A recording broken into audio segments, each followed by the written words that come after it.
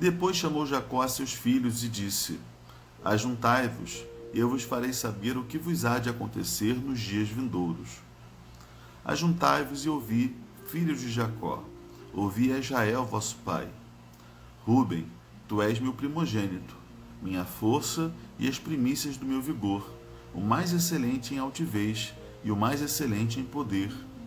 Impetuoso como a água, não serás o mais excelente, porque subiste ao leito de teu pai e o profanaste, subiste à minha cama. Simeão e Levi são irmãos, as suas espadas são instrumentos de violência. No seu conselho não entre minha alma, com o seu agrupamento minha glória não se ajunte. Porque no seu furor mataram homens, e na sua vontade perversa jarretaram touros.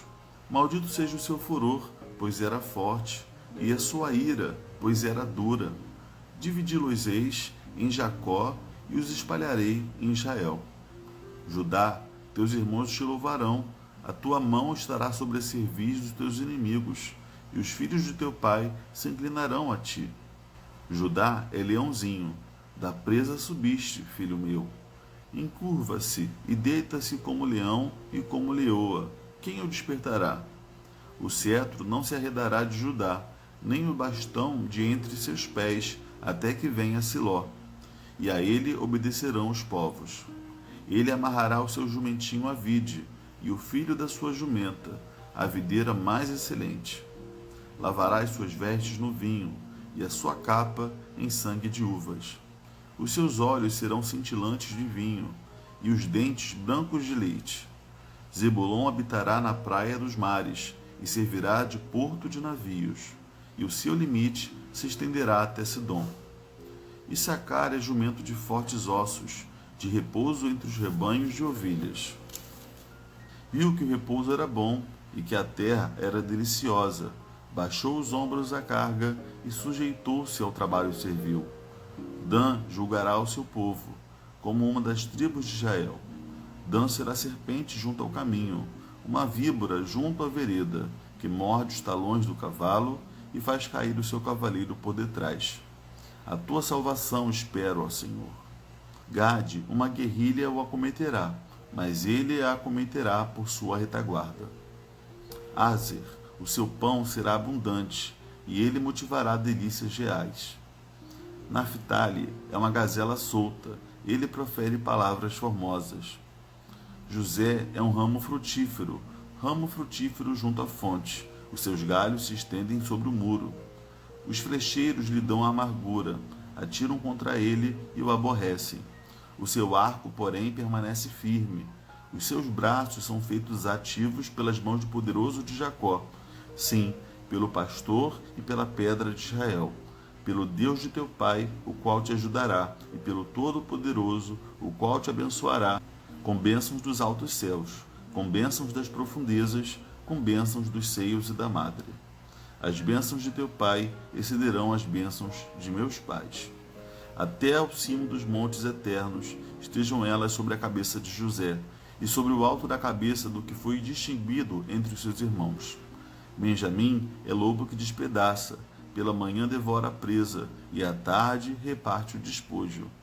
São estas as 12 tribos de Israel, e isto é o que lhes falou seu pai quando os abençoou, e cada um deles abençoou segundo a bênção que lhe cabia.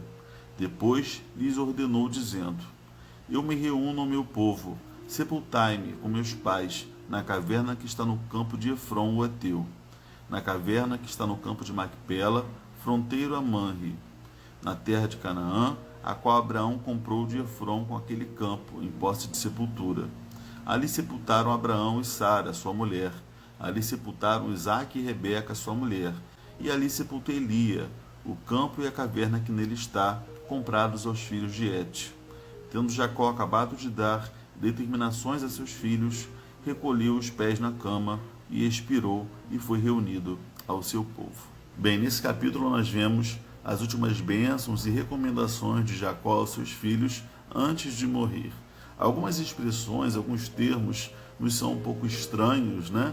E são muito expressões da época, né? Que não dá aqui para a gente explicar cada uma delas, porém algo que fica para mim é o que está no versículo 28. São estas as 12 tribos de Israel. É isto o que lhes falou seu pai quando os abençoou. A cada um deles abençoou segundo a bênção que lhe cabia.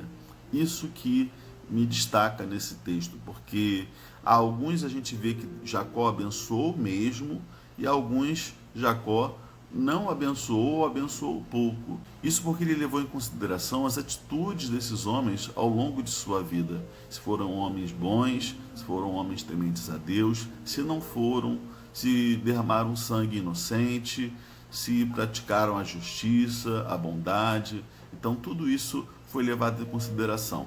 E essa bênção aqui de Jacó, seus filhos, não deixa de ser também uma certa palavra profética também, inspirada por Deus, já mostrando como seria o futuro dessas gerações que se sucederiam. E ele pediu para ser enterrado ali naquele campo, naquele lugar onde seus antepassados haviam sido enterrados, e assim Jacó, terminando de falar, ele expirou, ou seja, ele morreu e foi reunido ao seu povo. Mais uma expressão aqui mostrando que ele morreu assim como seus antepassados.